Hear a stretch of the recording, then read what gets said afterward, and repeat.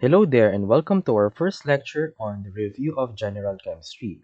So before we proceed with organic chemistry proper, you need some concepts in general chemistry. Our intended learning outcomes, so at the end of this lecture video, you should be able to first describe what chemistry is and its scope and origin. And second is relate and apply the concepts of orbitals, chemical bonding, and electron configuration. So what is this chemistry that we're talking about? So chemistry is the study of matter and the changes it undergoes. So this is a definition from Brown. So it's also a branch of science that is concerned with the study of matter, its properties, composition, structure, and the changes it undergoes. So for example, yung ice, bakit siya natutunaw? Or bakit 'pag nasunog ang papel, nagiging iba na yung composition niya. So that is dealt with the study of chemistry. So in here, a picture of your uh, three states of water. So it could be in the solid form in ice, it could be a liquid in the form of water, and in gaseous form yung ating water vapor. So ano ba yung matter? So matter is anything that has mass and occupies or takes up space. Anything that has mass and takes up space, that is considered as matter. So for example, this one is hydrochloric acid or commonly known as muriatic acid. And this could be a metal. So yan. And then it reacted and then it formed this another material. So that is also a matter. So yung matter is composed of very small particles. We call that your atoms. So atoms are the building blocks of matter. So we have here oxygen, ethanol or alcohol, water, carbon dioxide, ethylene glycol, and aspirin. These are all compounds, but they are made up of different particles. So, yung tinatawag natin na mga atoms. So, itong oxygen gas, it is composed of two atoms of oxygen. Water is composed of H2O siya. So, dalawang H and then isang oxygen. So, yung mga red dito, those are oxygen. This is carbon dioxide. So, we have one carbon and then we have two oxygen atoms to form this carbon dioxide. So, madaming compounds ang napo-form when we combine different atoms. So as I mentioned earlier, we have three states of matter. So the three states of matter are solid, the liquid, and the gas. And na-discuss ko na nga kanina, yung tatlong states of matter. Okay? For the classification of matter, which could either be gas, liquid, solid, o meron din tayo nung tinatawag na plasma. This is the fourth. And actually, we have the fifth, which is the Bose-Einstein condensate. But we'll focus more on the gas, liquid, and solid na lang here. So yung matter can be divided into two.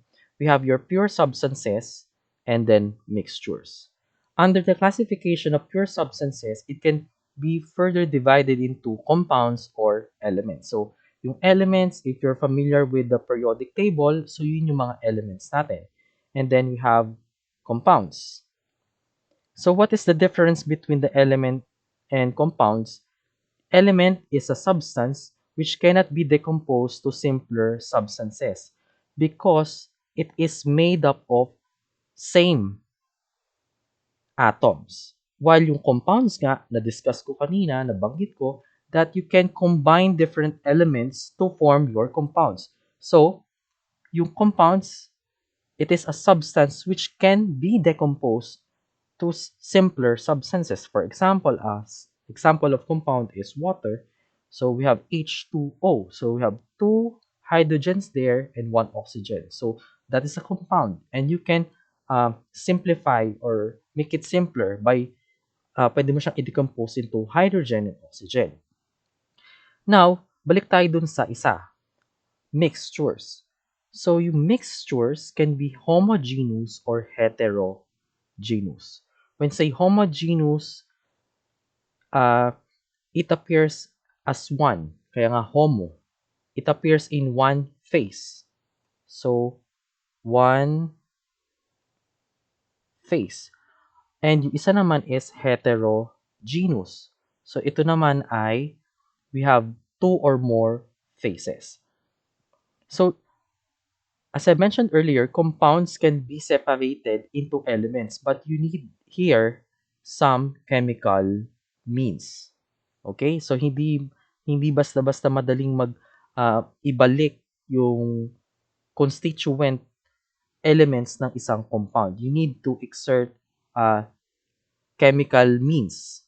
Pero yung mixture, which can be homogeneous or heterogeneous, you can separate the components by physical means. So I will give some example later.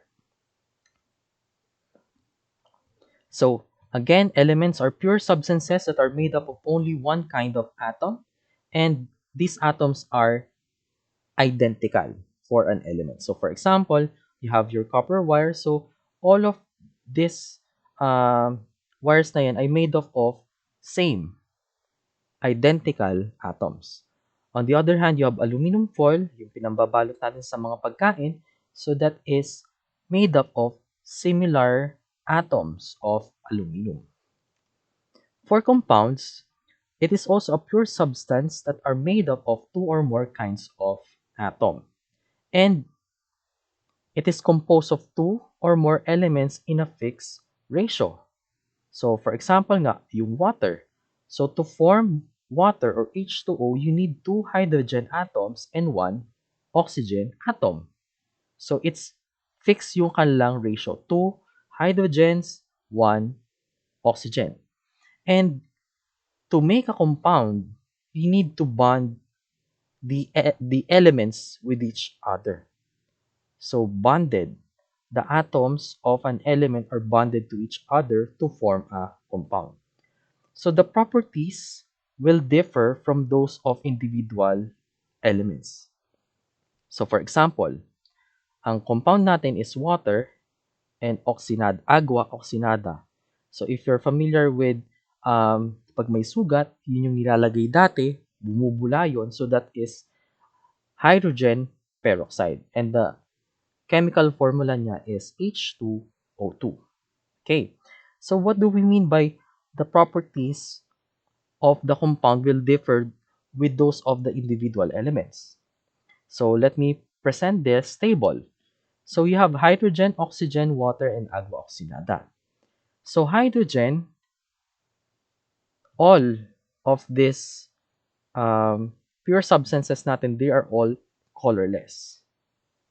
Hydrogen and oxygen, they are both gases. Okay, di ba? Hydrogen gas, oxygen gas. On the other hand naman, water is a liquid. So you see, agua oxinada is also a liquid. So yung ating mga elements ay iba na yung property niya doon sa compound. Hydrogen and oxygen are both flammable. Okay, so you know this. Yung hydrogen, if you're familiar, hydrogen can also be used as a bomb. So meron tayong tinatawag na hydrogen bomb. So it is for bomb making. However, itong ating oxygen gas ay, though it's flammable, it is used by animals and humans for breathing. Okay? So also, dahil kayo ay criminology students, you know that oxygen is needed in combustion. So, for something to burn, you need oxygen. So now let's compare the properties of water and agua oxinada. So water has no taste. If yung ating hydrogen and oxygen are flammable, the water, the compound, is used to put out fire. Okay? On the other hand, yung ating water ay ginagamit for drinking. So we need to drink lots of water. We need to replenish water kasi tayo ay umiihi, tayo ay nagpapawis.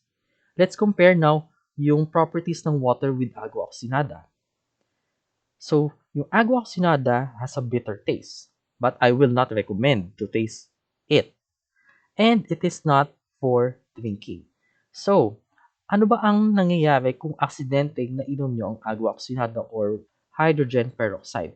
So, it will cause yung pagbula. So, pagbula ng bibig nyo. So, ang agua oxinada kasi or H2O2, um, it is an undesired uh, chemical sa katawan natin. So, kailangan careful tayo. Huwag natin siyang iinumin. So, ang point ko lang dito is na-compare natin yung properties ng elements and the compounds. Okay? So, they will sometimes differ yung kanilang mga properties. Okay. So, I have mentioned kanina yung water is formed from hydrogen and oxygen. So, nangyayari yon through chemical reactions. So, we have here hydrogen and oxygen gases. So, you need a spark to ignite it. So, when the hydrogen burns with oxygen, it undergoes a chemical change. And through the course of the chemical reaction, the reacting substances, your hydrogen gas and oxygen gas, are converted to new substance or substances. In this case, water is formed. Okay? So we have chemical reactions. I mentioned earlier that compounds can be broken down into elements. So you have, this is the reverse of the previous slide.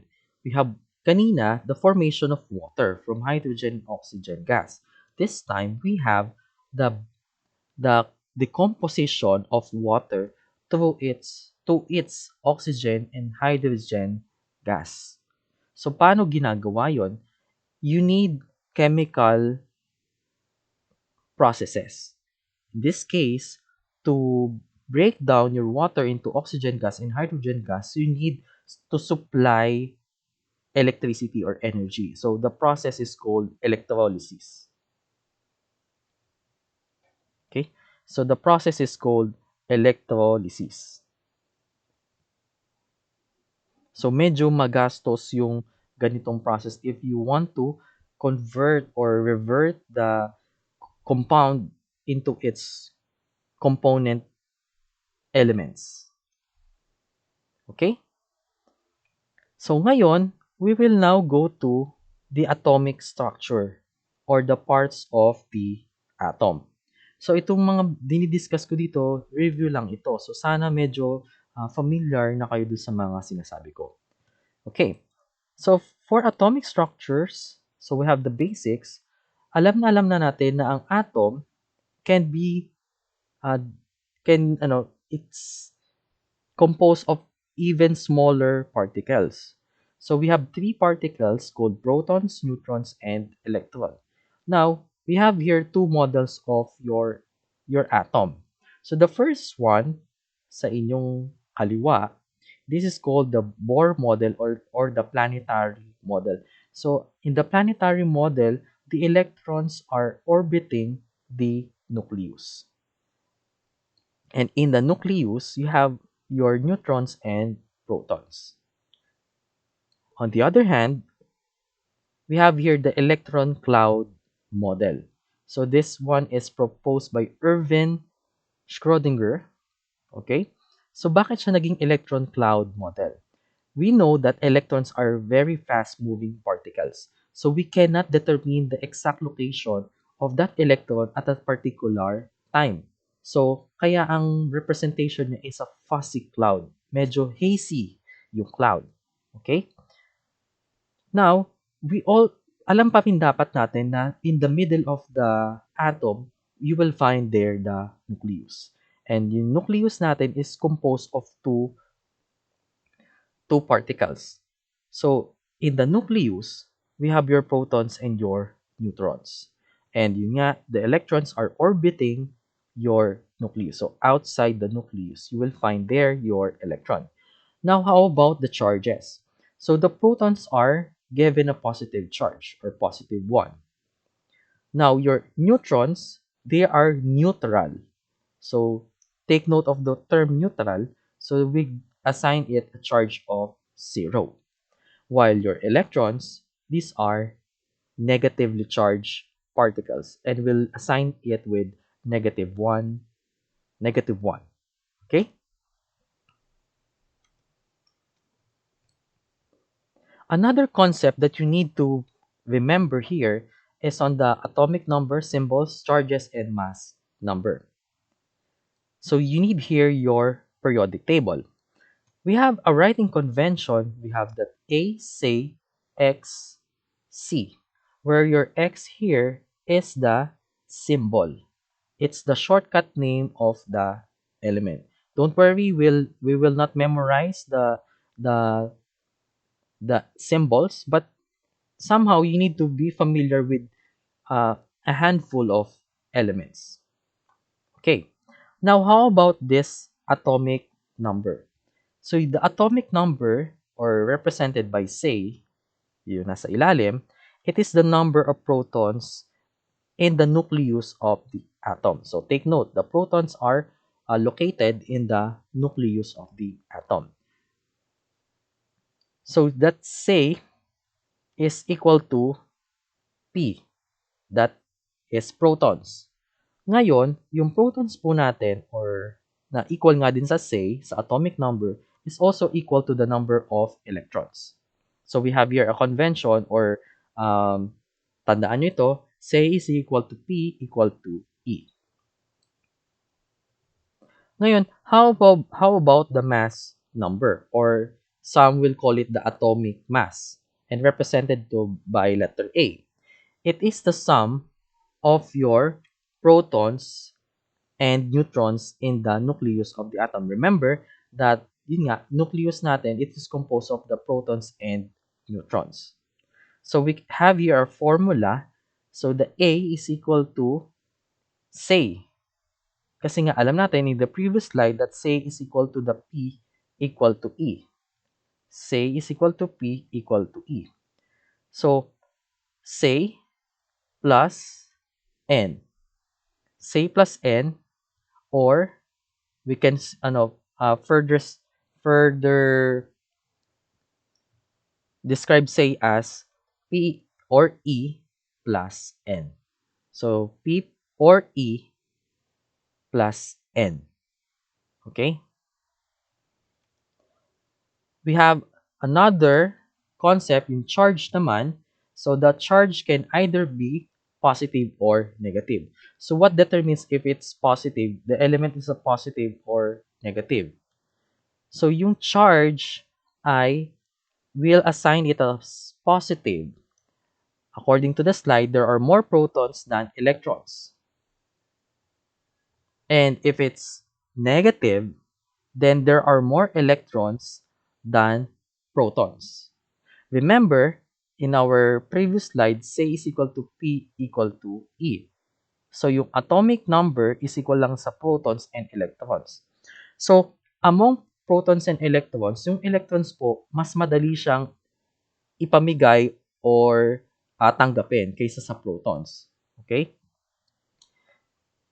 And masabi ko lang din pala, ang protons kasi kapag nag-iiba yung number nito, mag-iiba din yung say.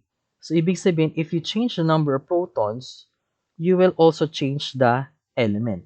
So, we either give off or receive your electrons. So, that's why we have here, electrons are lost or gained.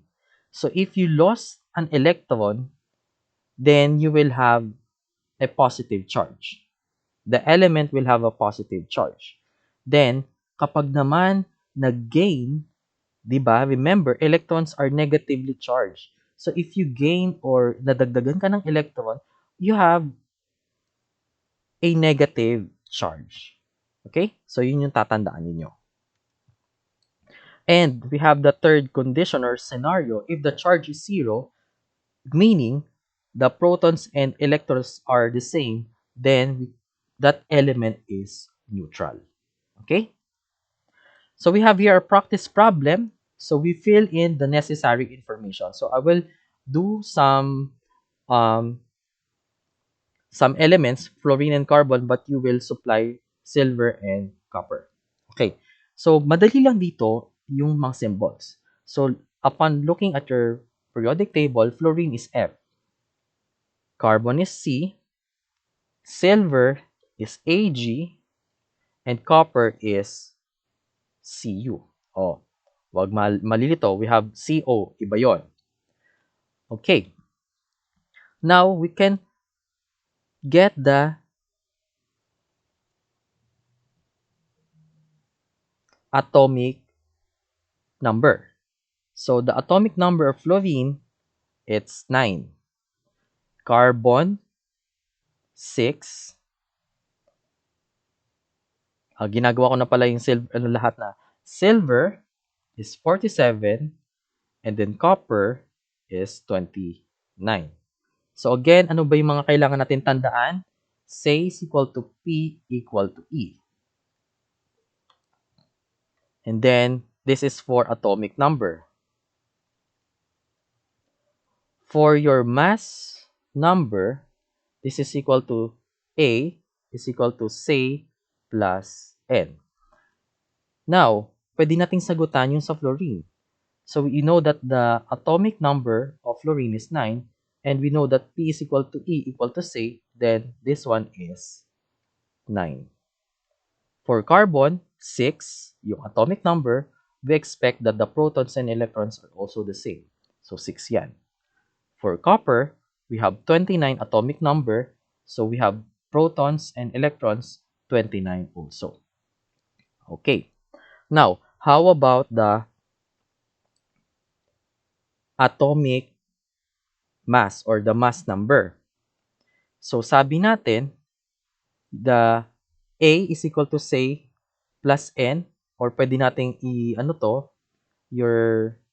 pwede nating i-elaborate natin that A is equal to P plus N, protons and neutrons. So we have protons and neutrons here, 9 plus 10, so this is 19. Oh, so madali lang yan. Ngayon, paano naman yung case na hindi mo alam yung number ng neutrons, hindi mo alam yung mass number? So, looking at your periodic table, so atomic mass or the mass number of carbon is 12.001.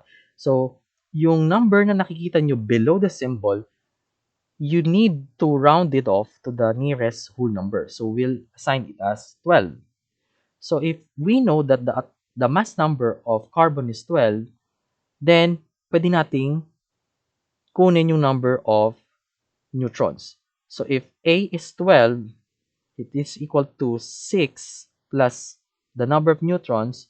So it means 12 minus 6, that's the number of neutrons. So this will give us 6 neutrons. Okay? For silver, balikan pala natin, P is equal to E. So we have C is equal to 47. So the protons will be also equal to 47. Now, paano natin malalaman ulit yung neutrons? We will subtract 109 minus 47, and this will give you 62. How about the case of copper?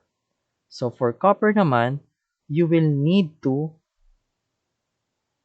take a look at your periodic table. So the copper here is 63.55. So yung number niya ay 64. So here we have 64 minus 29. This will give you 35. So I will just give another example for you to work on.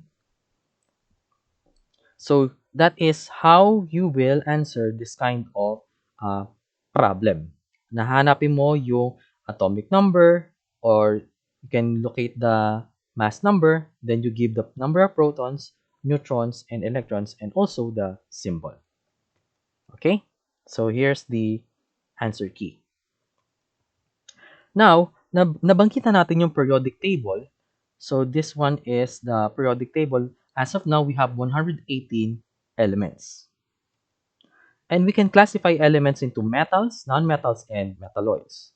So, yung ating periodic table, we can assign colors dyan. So, majority of the elements here are metals. And how do we locate the nonmetals here? So, yung nonmetals ay nandun sa medyo rightmost part ng ating periodic table. And somewhere in the middle, yung ating mga metalloids. So there's a parang ano siya, hagdan. Okay? So there's a stair here that separates your metals and non-metals. And yun nga, somewhere along it, we will find your metalloids. So let's discuss one by one ano ba ang mga description nitong mga metals, metalloids, and non-metals. So metals, they tend to be lustrous, malleable, ductile, and good conductors of heat and electricity. So one example natin dyan is gold and copper. So pwede nating malleable. Pag pinupok natin yan, nagiging manipis yan. Conductors of heat and electricity. So alam natin na yung copper yan ay yun ang ginagamit natin sa mga wiring. Okay? And another description of metals, they tend to lose electrons in reactions with metals to acquire a noble gas configuration. So, don't worry, we'll discuss more of this. But ang tandaan nyo dito is, yung mga metals natin, they want to lose their electrons. On the other hand, non-metals, they are dull, brittle substances, and that are poor conductors of heat and electricity. So, opposite yung characteristics ng metals and non-metals. So, one classic example of a non-metal here is your sulfur. So, sa mga taga Batangas, alam nyo na ang sulfur or asukre ay kulay dilaw. And inside this container, this is your oxygen gas.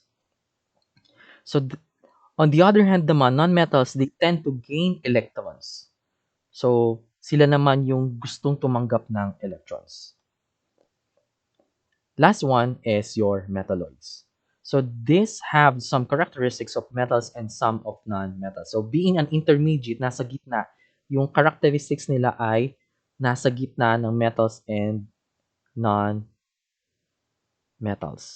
So, another term for metalloids is what we call your semi-metal. So, that is also an accepted na term.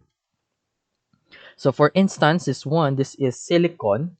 Silicon looks shiny, but it's brittle and fairly a poor conductor. So, yung silicon, so kung medyo familiar kayo with computers, ito yung nakikita natin sa mga chips. Silicon chips. Okay? So, again, that is the classification of metals into metals, metalloids, and non-metals. Now, we have here a question, how compounds are formed? Actually, nasagot na natin siya. So, it is through chemical reactions and chemical bonding. Now, yung compounds natin ay pwede natin siyang tawagin na molecules. So, molecules are the simplest unit ng ating compound. So, for example, this is a molecule of hydrogen gas, H2. Oxygen gas, O2. And then Cl2.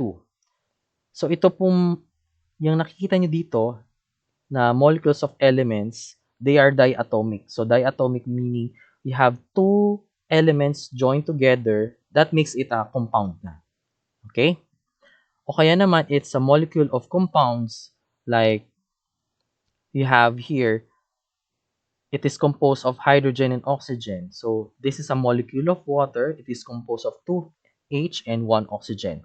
A molecule of hydrogen chloride or hydrochloric acid. So that's composed of hydrogen and chlorine.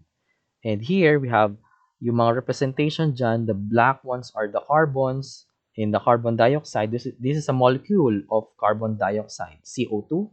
This is a molecule of water, oxygen, ethanol, yung ating alcohol, ethylene glycol, and aspirin. Isang gamot. Okay. Now that we are mentioning compounds, these compounds nga ay composed of two or more elements bonded together. And we have two classification or types of compounds.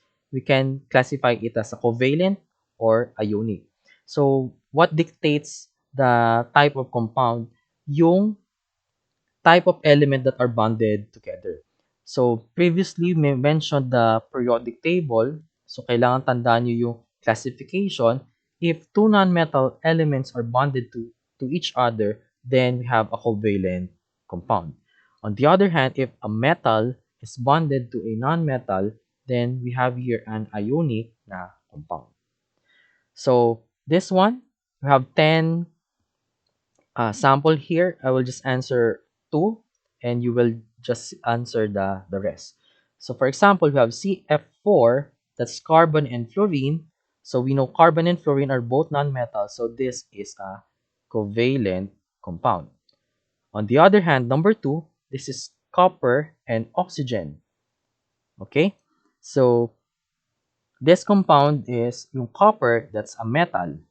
And then oxygen is a non-metal. Again, if a metal is bonded to a non-metal, then we have here an ionic compound. So now you can pause this video and then try to answer the rest of the items listed here. Our next topic was on electron configuration. So you might have encountered this in your grade 9 science, junior high school, and you have here a diagram that looks like this. So 1s, 2s, 2p, 3s, 3p, 4s, 3b, and so on. But what is that electron configuration that we're talking about? So the electron configuration is the description of the arrangement of electrons in the orbitals of the atom. So yung tinatandaan nyo na 1s, 2s, 2p, 3s, 3p, babalikan natin siya dito. How do we write electron configuration? So we say it as 1s1, not 1s to the first power. Hindi yun. Okay? So the number here before the letter that corresponds to the energy level. The letter, it is the type of orbital. And the number that appears to be a power or superscript that corresponds to the number of electrons in that particular orbital. So if you encountered this in your grade 9 science before, we have four types of orbital, the S, the P, and the D, and the F. Okay? And if you remember, the S orbital here will accommodate 2, the P orbital will accommodate 6, and then the D will accommodate 10, and then the F will accommodate 14. So let's try to write electron configuration. For this example, we have the electron configuration of the sodium atoms. So we all know that based on the periodic table, this is what you will see. 11 Na 22.99, where 11 here is the atomic number, Na is the symbol, and then 22.99 is the mass number. And which of the three information natin dito ang gagamitin natin? We are writing the electron configuration. So, which um, which characteristic ng ating element ang gagamitin natin? Yung atomic number. So, based on our previous discussion, the say or the atomic number is equal to the P and it's equal to the number of electrons. So, the number 11, the atomic number, will give us an idea that we have 11 electrons to arrange. Okay, so you also need your, 11 electrons for sodium atom. And you need your diagram. So 1s, 2s, 2p, and so on. And I had mentioned earlier that the four orbitals, they have corresponding number of electrons. So we will use the diagram and we will supply the correct number of electrons per orbital. And we need to come up with 11 electrons.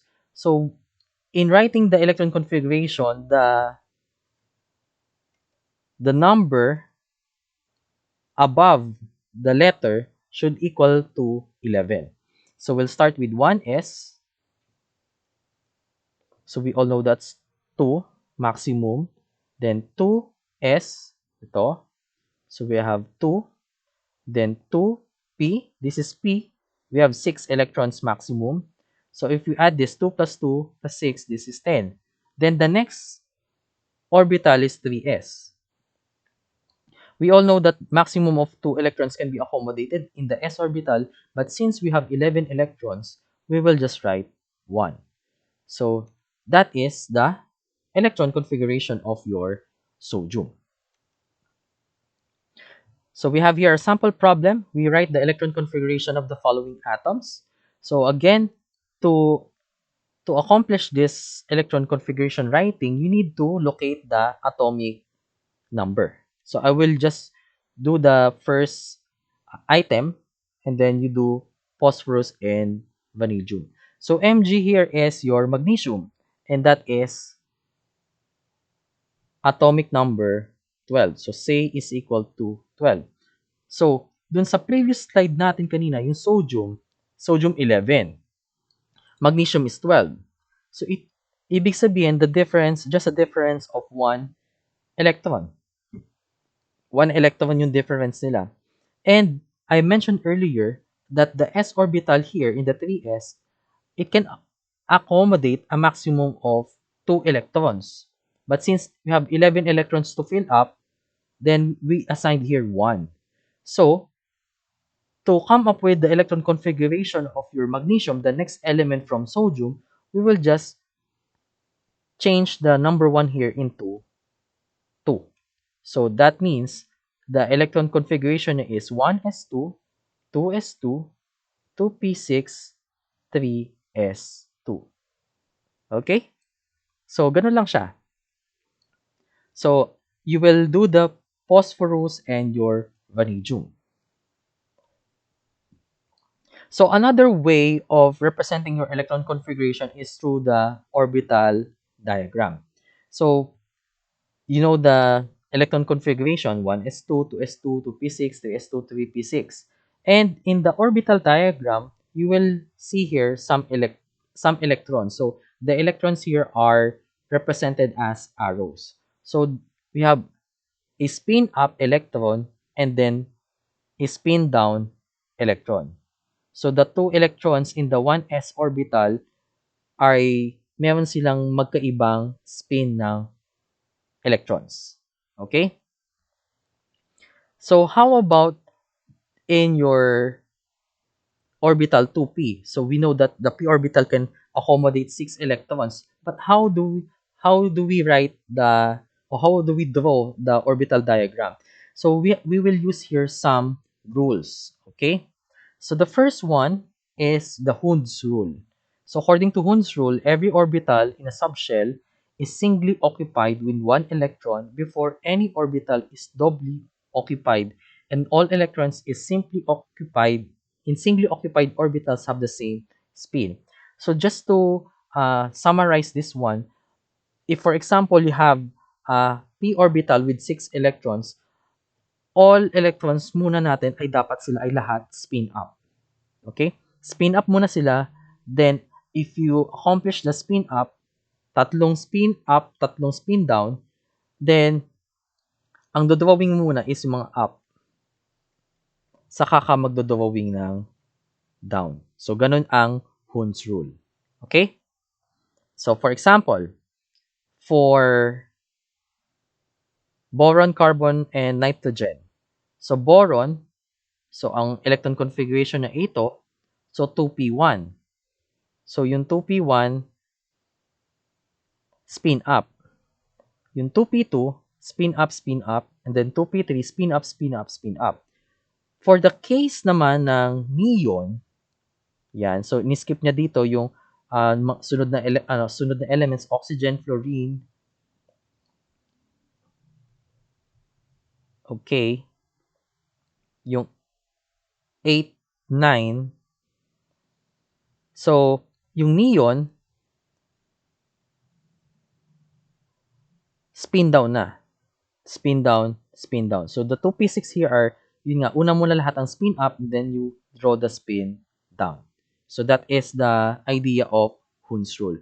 You draw first your spin up, then pag na occupy na yung mga spin up, then you will draw the spin down. So, for example, ito. Is this a correct one? So, lithium is 3. 3 electrons siya. So, 1s2, 2s1. So, spin up to. Tama.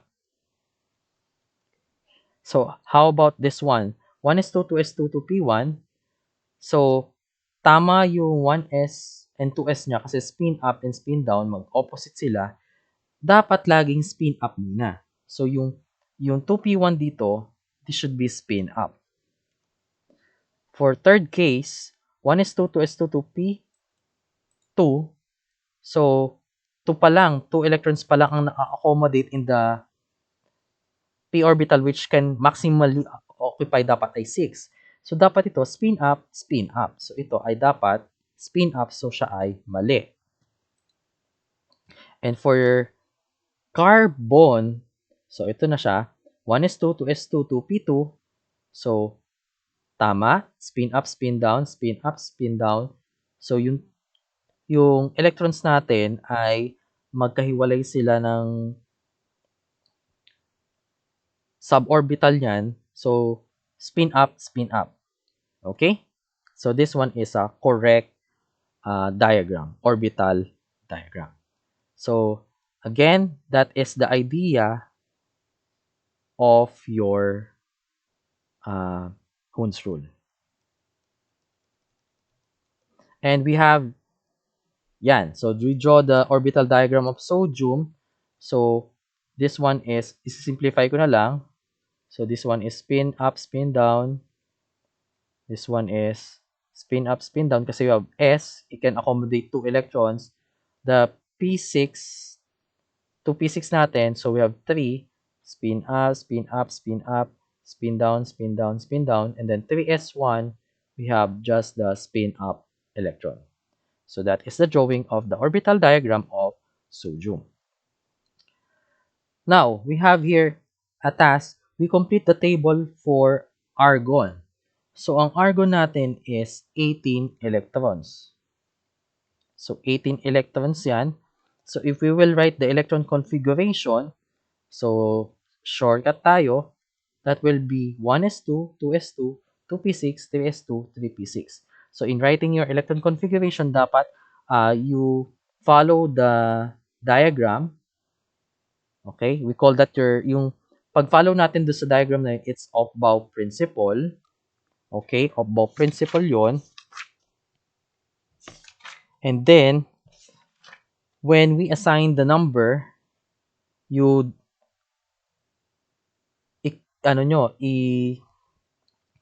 i-base nyo siya with the orbital. So, S orbitals, you have 2. Your P orbitals can accommodate 6. And, one last rule is, yung dapat, yung mga numbers will be equal to the number of electrons. So, 2 plus 2 plus 6 plus 2 plus 6, that's 18. Okay? So, how about this one? If you have S2 minus, meaning your sulfur, pag siya ay negative yung charge, ibig sabihin, nagdagdag siya ng 2 electrons. So, the first question natin is, how many electrons are there in your sulfur? So, sulfur is originally 16 in the neutral atom. But since you the sulfur atom received or gained 2 electrons, so that makes it 18. So, what is the number of electrons for S2 minus? It will become 18 also. And how about the electron configuration? It will be similar to the electron configuration of the 18th element natin. The neutral 18 natin is argon. So, we have same number of electrons, same writing of electron configuration.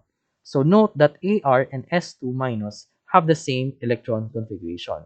So, we can say that argon and S2 minus are isoelectronic. So, isoelectronic, we have meaning you have the same electron configuration. Okay? So again, na-mention din ko kanina, sulfur is a non-metal element and it wants to gain electrons. So bakit yung mga non-metals natin, they want to gain electrons? Because meron tayong concept na tinatawag na octet rule. So at gusto din ng mga elements na yan na maging kasing stable nung mga noble gases. Kasi ang noble gases kasi, kumpleto yung kanilang octet, yung 8 electrons. So if you achieve the 8 electrons, you follow the octet rule, then that element will become stable. So we have different formats of electron configuration. So the usual writing natin is yung tinatawag natin na condensed electron configuration. For example, oxygen, it's the 8 element. So we have 8 electrons. So if we write the electron configuration, mabilisan for oxygen, it's 1s2, 2s2, 2p4. So 2 plus 2 plus 4, that's 8. Now, for the noble gas electron configuration, ang makikita nyo dito, there's a bracket, and enclosed within the bracket is the noble gas. So the 1s2 kasi, the 1s2 electron configuration alone, kung 1s2 lang siya, that corresponds to the electron configuration of helium. So we represent it as helium, then 2s2, 2p4. Okay? Now for the expanded EC or electron configuration, we all know that yung p orbital natin, 'di ba? It can occupy theoretically 6 electrons. So when you say expanded electron configuration, you just expand or pinaghihiwa-hiwalay mo yung 2p4, yan ay 2p1, 2p1, 2p1, 2p1. Okay? And the last way of representing your electron configuration is through valence shell electron configuration. So when say valence shell, it looks like the noble gas electron configuration, but you omit the noble gas. So you just remove this one and then retain the 2s2, 2p4. And that gives you the valence shell electron configuration. Now, is there a link between your electron configuration and the periodic table? And the answer is yes. So for example, the valence electron nga natin, it's the electron configuration of the outermost electron of the atom. So we have here, given tayo ng condensed electron configuration of magnesium and phosphorus. So what is the valence shell electron configuration ng magnesium and phosphorus? So if you will look at your periodic table, magnesium, the closest noble gas is neon. And neon has an electron configuration of this one. The 1s2, 2s2, 2p6. Being neon natin is the 10th element. So if we add 2 plus 2 plus 6, that will give you 10. So that means the valence shell electron configuration ng magnesium is just the 3s2. How about your phosphorus? So phosphorus, though ang pinakamalapit sa kanya is Ar or argon, hindi pa niya na-achieve yung ganong electron configuration. So we will still use the noble gas configuration itong 1s2, 2s2, 2p6. So again, this corresponds to neon. So again, I mentioned earlier that for valence shell electron configuration, it looks like the noble gas noble gas easy, but you will just remove the electron configuration of that noble gas. So ito tatanggalin natin and then we'll retain the this part, the 3s2 3p3. Now, there's a question here. What is the number of valence electron? The number of valence electron will be based on the number of electron dun sa natirang valence shell electron configuration. So, for example, 3s2, so we have 2, then that 2 refers to the valence electrons of magnesium. For phosphorus, we have 3s2, 3p3, so we will add 2 plus 3, then that will give us 5. So, mahalaga po yung alam natin kung ilang valence electrons ang bawat element because that is crucial in the chemical bonding. Actually, there's a shortcut for determining the valence electron configuration of the element. So, in our periodic table, we can actually assign blocks. So, we have the S block, P block, and then D block, and the F block. So, the first two columns, starting from your left, that is your S block. Okay? Somewhere in the middle, that's your D block. This part of the periodic table, this is the P block, and the part of the periodic table below it, yung nasa nakahiwalay, that's your F block. So, we have here N. So, N here is the period number. So, period number, or in other words, this is your row. So, we have how many rows in the periodic table? We have 7. So, 1, 2, 3, we have 4, 5, 6, 7. So, if you want to determine the valence electron of an element that is found in the S block, you will just assign it as NS. So, for example, itong element na to, yan. This one is 4S. So, 1S, 2S, 3S, 4S, 5S, 6S, 7S. Now, dun sa D block, you will subtract 1 from the period number. So, ito, 4, ito ay 4, this will become 3. So, 3D, 4D, 5D, 6D. For P block, kung ano yung number ng row, yun lang din ang ano niya, yung representation. So, this is 2P, 3P, and hanggang 7P. How about this one? Ito po kasing part na to ay naka-attach siya dito sa part na yan. So, if this is 6 and 7th period, we will assign this as 6 minus 2. So, this is 4F and then 5F. So, to make it clear, we have this one. So, 1S, 2S, 3S hanggang 7S, 3D hanggang 6D, 4P hanggang 7P, and then 4F to 4F, and then 5F. So, now, how do we assign naman the number, yung parang exponent? We will refer to the column number. So, we know that S, again, can occupy 2 electrons. Your P can occupy 6. And then your D can occupy 10. And then your F have 14. So, yung 2, makikita nyo din siya sa periodic table. So, this one, this is the first column, second column. So, kaya siya dalawa. So, for example, this is 3s2. And this element ay ang ating magnesium. Okay? Now, for P block, so we have 6. So, we can count 1, 2, 3, 4, 5, 6. So, yung nandito pala, sa part na to, this belongs to the S na hiwalay, si helium. So, helium is 1s2. So, yan. So, you have, this one is 2p1 hanggang 2p6, 4p1 hanggang 4p6, and so on. This one naman ay yung ating D block. So, we have 10. So if we will assign, they'll use a different color. This one is 1, 2, 3, 4, 5, 6, 7, 8, 9, 10. So we have 10 columns. So we have, if I'll give you 3D7, so 3D7 is this one.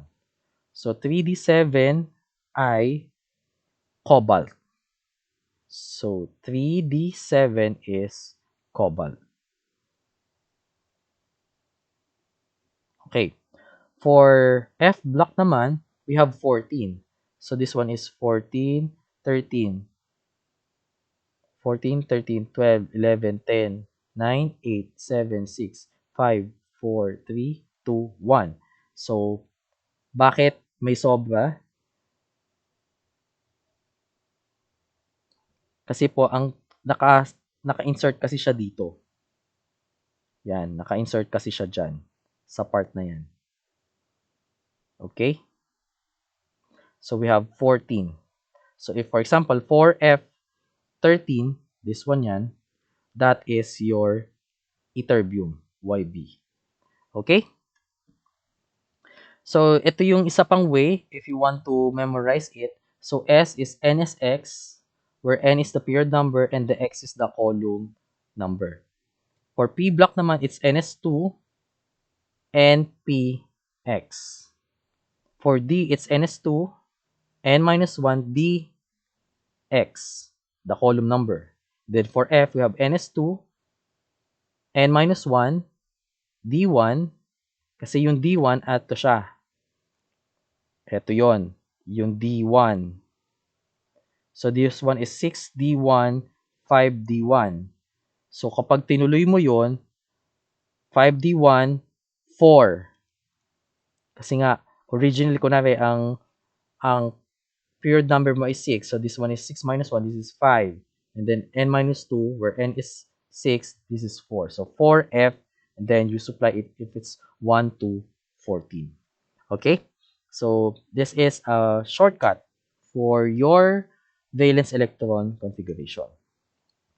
So, for example, practice problem. Write the valence electron of calcium, aluminum, and chlorine. But I will do calcium only. So, calcium is the 20th element, and it is found in the 4th row and then second column. So, that means, and saan pa siya located? It's located in the S block. So, that means we have 4s2. So, calcium here is 4s2. The valence electron configuration niya is 4s2, but the number of valence electron niya ay 2 lang. Okay? Later on, you will find out that the valence electron will play a crucial role in the chemical bonding.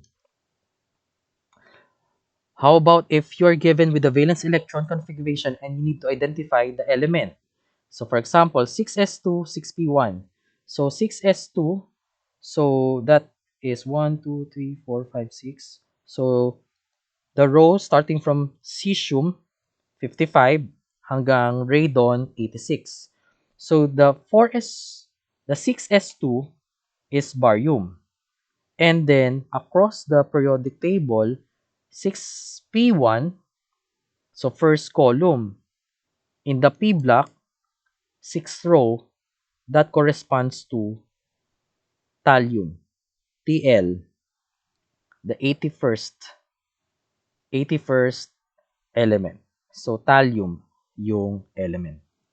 So, you do 4s2 and 5s2, 5p4. Actually, 4s2 is calcium already in our example, first problem.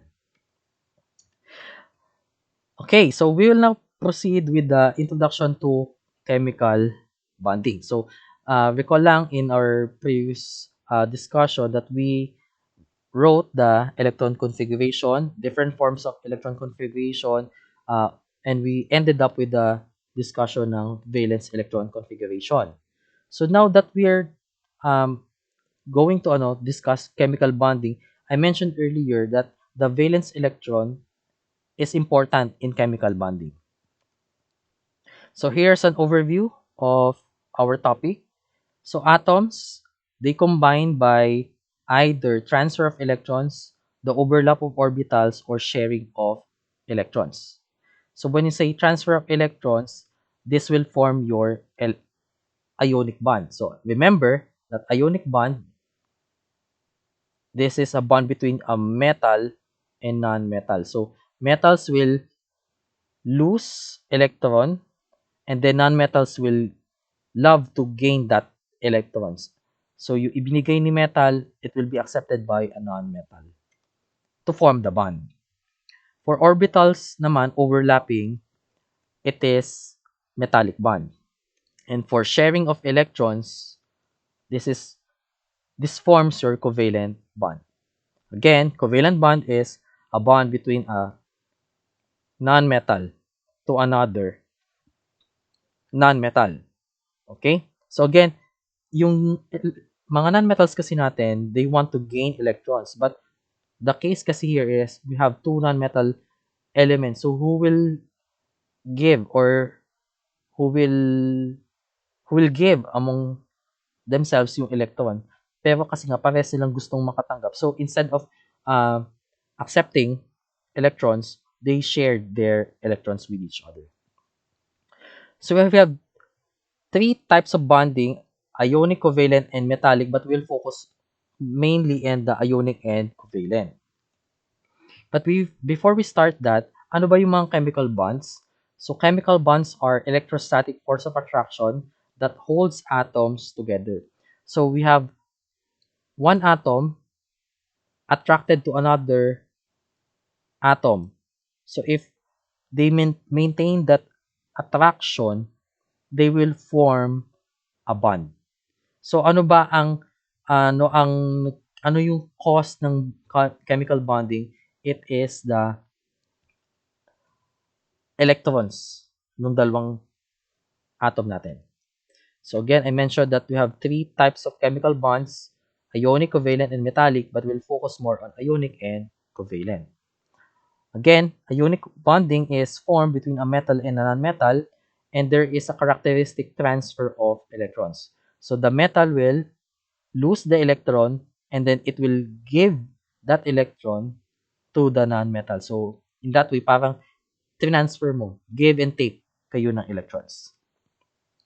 On the other hand, you have covalent bonding. It is formed between two nonmetals and sharing of electrons. So since, for example, chlorine atoms, dalawa, they want to gain electrons. Pero dahil nga walang magbibigay ng electrons, they just shared their electrons with each other. And that will form a chlorine molecule. A diatomic ang Cl. So Cl2. It's a chlorine molecule. So, having said that, we'll now go to Lewis structure. So I think you met this concept in your grade 9 also. So we'll draw Lewis structures here. So Lewis structure is also known as Lewis electron dot structures or LEDs. So for simplicity's sake, we'll just call it Lewis structure. So it is a representation of elements with dots around it, and the dots will represent your electrons. And it is named after Gilbert Newton Lewis. So here's Gilbert Newton Lewis. So the Lewis structure is related to the number of valence electrons. So you recall your electron configuration. And the valence electrons are responsible for the chemical reactivity of the element. So dapat tandaan nyo pa kung paano kinukuha yung number of valence electrons of each element. So here's the representation of Lewis structure. So we have the structure of elements and compounds whose valence electrons are represented by dots. So you should know the symbol of the element, and the dots here represent the electrons. As you can see, diba, we have four sides. Four sides. And ang tendency kasi dyan, the two electrons will pair up. So we will call that your electron pair. And there are cases that the electrons will be alone. So we call that your lone pair. Lone pair.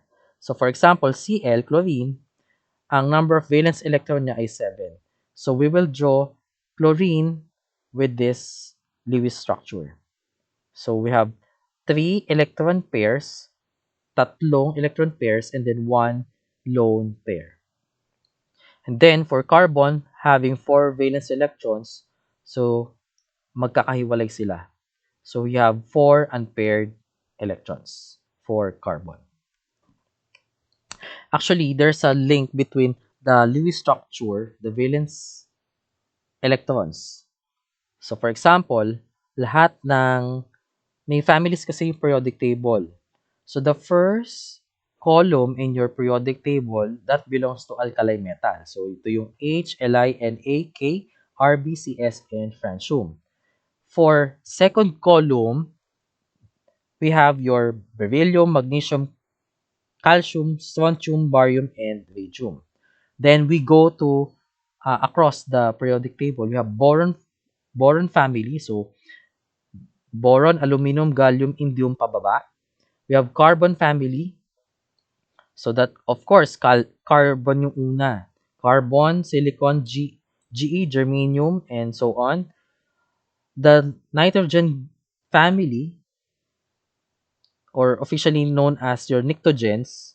So we have nitrogen, phosphorus, arsenic, Sb, bismuth, and then Mc, scobium, pababa. Then oxygen, chalcogens, oxygen, sulfur, selenium, tellurium, polonium, and livermorium. Then halogens, you have your fluorine, chlorine, bromine, iodine, astatine, and Ts. Then noble gases, the last column, ay yung helium, neon, argon, krypton, xenon, radon, and oganesson. So, malalaman nyo yung valence electrons kung pang ilang column siya. Okay? So, ito yung magiging representation. So, yung ating alkali metals, isang dot. Yung alkali earth, dalawa. Yung ating boron family, tatlo. Carbon family, apat. Yung ating pnictogens, 5 yung valence electrons, but meron silang tatlong lone pair, and then isang electron pair. For oxygen, having 6 electrons, meron dong tagdalawang electron pair and then dalawang lone pair. For fluorine, yung ating mga halogens, meron silang 7. So 7, doon sa 7 na yon, meron tayong tatlong electron pair and then isang lone pair. And for our noble gases, they attained 8 electrons. In the exception of helium, kasi ang helium natin is 1s2. So, dalawang dots lang siya. Okay? So, now we go to deeper into each of the types of bonding. Ionic bonding muna tayo. So, just a topic overview. Your ionic bonding, so the metal will transfer its electrons to a non-metal. So, the metal will lose electron and becomes a cation. So, baka na-encounter nyo to. So, cation meaning naging positively charged siya. So, in our previous discussion, pag nag-lose ka ng electron, nagiging positively charged ka, we call that a cation. Now, for the non-metal, it will become an ion because it gained electron or electrons. So, now you have your cations and anions. They will pair up, and then these cations and anions will be held by ionic bonds to form an ionic compound. Okay? Ionic bond, ionic compound. So, paulit-ulit natin sinasabi that ionic bonding exists between a metal and a non-metal element, and there is this transfer of electrons.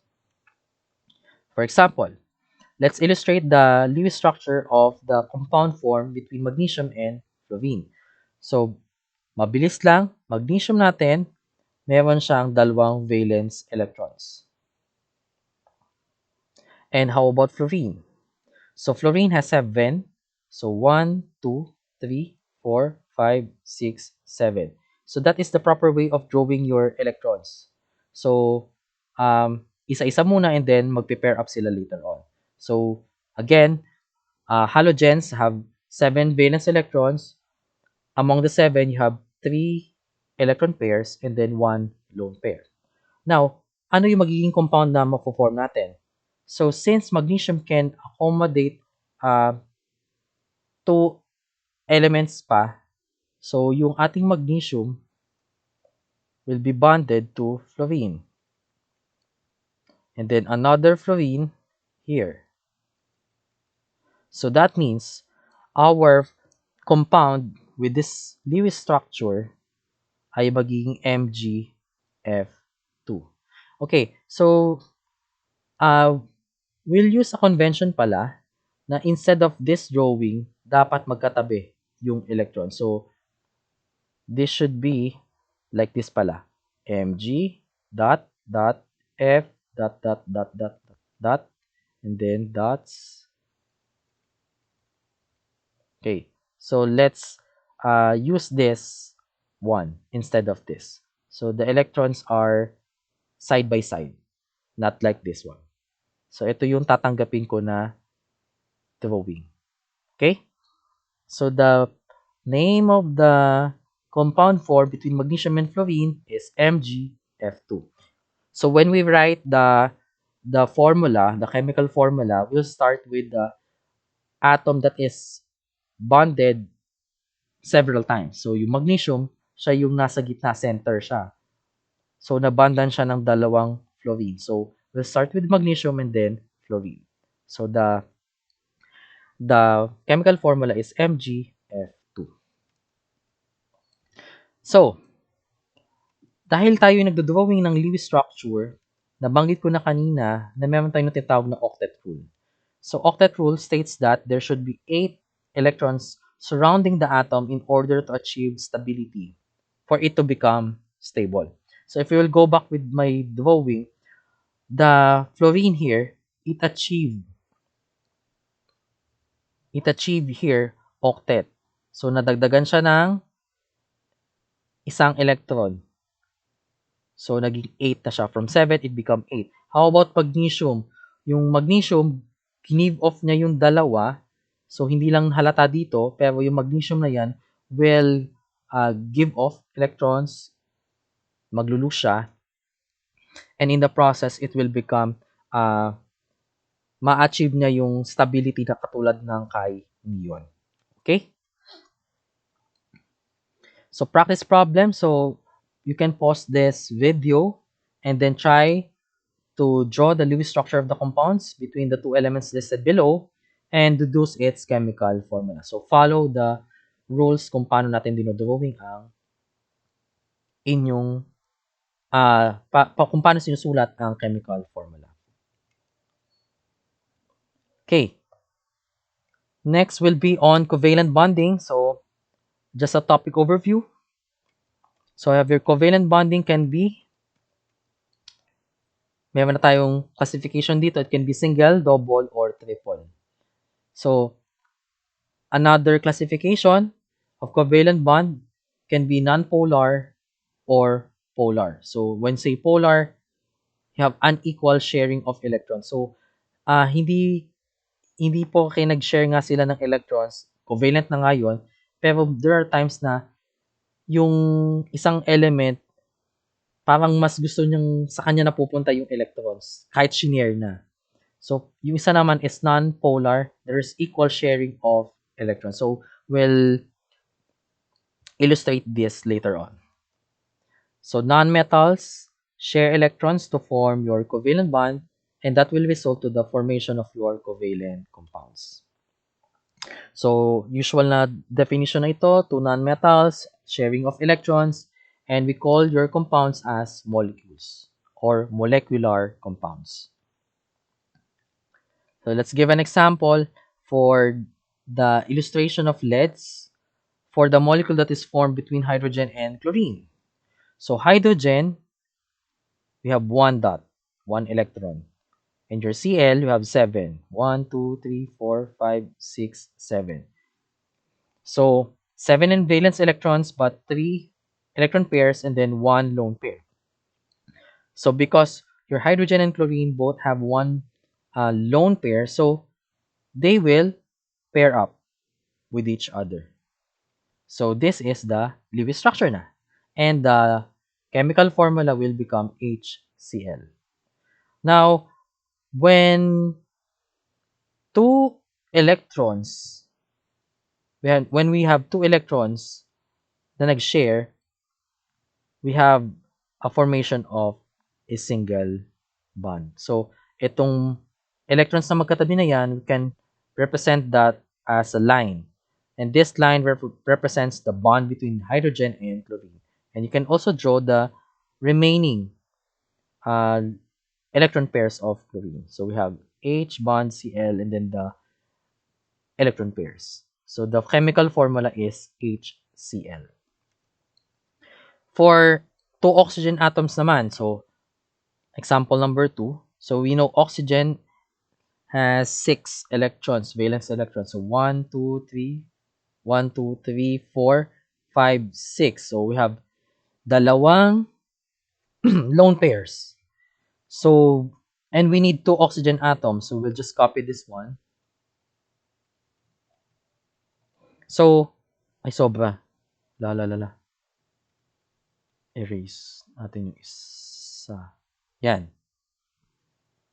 So, paano natin idodrawing yung Lewis structure for the molecules formed for two oxygen atoms? So, these two valence electrons, lone pairs natin, will be used for bonding. So,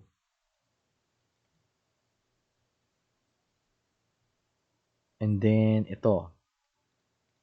Tapos may isa pa. So, yung natirang tag-isa nila, pwede pa rin gamitin. So, ganyan. So, itong dalawang electrons na to galing dito sa oxygen na to. And then the other two came from this oxygen. And we know that kapag dalawang electrons yung nag-pair up, single bond. Pero dahil apat na to, this will become a double bond. So the formula is O2. And this is the representation of the Lewis structure for oxygen gas. How about nitrogen? So for nitrogen, we know that we have 5 valence electrons. 1, 2, 3, 4, 5. So the 5 valence electrons, tatlo lang yung lone pairs. So parang doon sa case ng oxygen, lahat ng lone pairs ni nitrogen gagamitin natin for bonding. So it will become like this. So itatabi natin yung tatlo dito sa side na yan. And then the other nitrogen here. And then the nitrogen, tatlo din. So kabit, kabit, kabit. So we have the formation of a triple bond. So we have N2, nitrogen gas, pero yung kanyang bond na form ay triple bond. So we have the single, double, and triple bond. So yung single bond, it is formed by sharing a pair of electrons, so dalawang electrons, illustrated by a short line. For double bonds, we have two pair of electrons, so meaning we have 4. And it is illustrated by a short double line. And then for triple bond, we have formation of 3 pairs of electrons, illustrated by triple short line like this one. So, dun sa ating practice, you pause this video and then try doing these items. So, carbon, oxygen, phosphorus, and chlorine, and then nitrogen and hydrogen.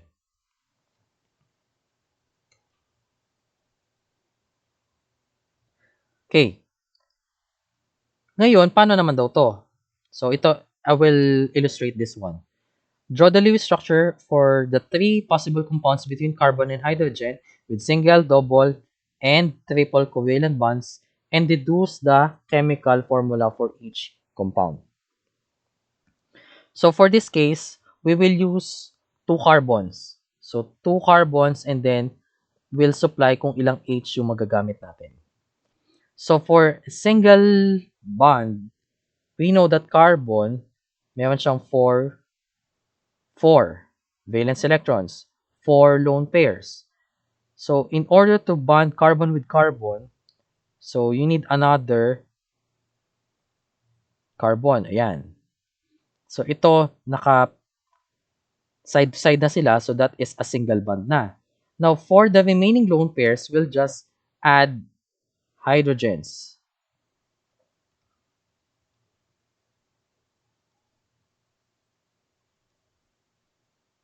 Meaning, ito, if we assign lines here, it will become like this.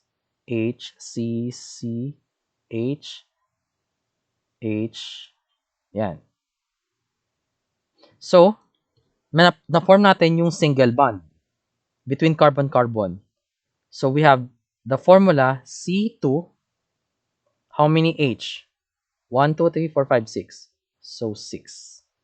So, for the compound formed between carbon and hydrogen with carbon-carbon single bond, the formula is C2H6. How about kapag gumamit tayo ng double bond? So, kapag double bond, alam natin na apat dapat yung two pairs of electrons. So, meaning we have 4 and then another carbon. So, kapag nagamit na yung dalawang electrons dito, meaning ang maggamit na lang natin ay dalawa na lang. So, meron pang natirang dalawa. Kasi yung dalawang electrons nila ay ginamit na nilang i-bond for another two. So, ito na yung naging double bond. Dahil may natirang dalawang lone pairs, so ito yung ikakabit natin sa hydrogen. Okay? So, if we will make this as a line, so we have C, double bond, C, and then yung carbons natin ay nakabond to each. Each carbon is bonded to two hydrogens. So, the formula is C2H1, 2, 3, 4. C2H4. For a triple bond between carbon and carbon, so, alam na natin na ang carbon may apat. So, gamitin natin yung tatlo. And then, sa another carbon, tatlo din. So, ito magiging triple bond na yan. May isa pang natirang lone pair. So, itong lone pair na yan ay ikakabit dyan si H and another H. So, if we will convert this into line, the drawing, so we have C, triple bond C, and then ito ay bond nila. So, H, H. So, we have C2, H2. So, nagawa natin yung compound ng carbon to carbon, dalawang carbons, and then we just supply the H's, the hydrogens. So, we come up with a single, with a double, and a triple bond between the carbons. So, mahalaga na alam nyo dito na yun nga, ang ating covalent bonds ay non-metal to non-metal. And in organic chemistry kasi, we will focus more on the compounds of carbon. So, this serves as a preview sa ating magiging discussion on organic compounds or organic chemistry. So, for your practice, you draw the Lewis structure for the following compounds. We have H2O2, this is your hydrogen peroxide or agua oxinada. You have your C2Cl4, and then for C3H4, the hint here is you have a carbon-carbon triple bond that is present in your structure. So, you have 3 carbons, pero you have 2 carbons bonded to each other with 3 triple bond. So, i-drawing nyo pa yung pangatlong carbon. So, ikakabit nyo siya dito sa dalawang yan. Okay? So for additional uh, practice, you draw the Lewis structure for the following compounds. You identify the type of bond based on the elements that are bonded with each other. And then using your Lewis structure, your drawing, you will deduce the chemical formula. So another problem. So practice nyo itong mga to. So you have C2H6O. So you try to deduce what's the structure, the Lewis structure. And with this formula, you do the Lewis structure, and then you determine the type of bond and the number of bond between the two carbons. So for the last part of our review, we'll give here some preview of organic chemistry. So all of those concepts, especially the Lewis structure drawing, it is important in organic chemistry. So, ano ba tong subject na pinasok nyo sa akin? So, organic chemistry, it is defined as the chemistry of the compounds that contain the element carbon. So, kaya medyo may focus tayo dun sa carbon. And in organic chemistry, aside from carbon, this carbon will bond to several elements like hydrogen, nitrogen, oxygen, phosphorus, sulfur, fluorine, chlorine, bromine, and iodine. So if carbon is bonded to any of these elements or a combination of these elements, that is an organic compound. Okay? And in organic chemistry, I mentioned earlier or a while ago that it's the study of the carbon-containing substances. So you have familiar terms here: carbohydrates, proteins, fats, lipids, nucleic acids. These are all uh, organic compounds that are found in our body. So you'd say carbohydrates, these are sugars. When you're talking about proteins, you're thinking of amino acids. If you're thinking of lipids, you're thinking of fatty acids or fats.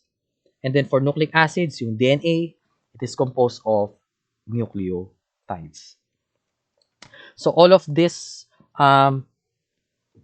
concepts that we mentioned here in the review lecture video natin, these are very important in organic chemistry. So I hope you learned something, or kung alam nyo na ito, you are refreshed with the topics that were discussed in this lecture video. And this ends our first lecture video for our subject. Thank you.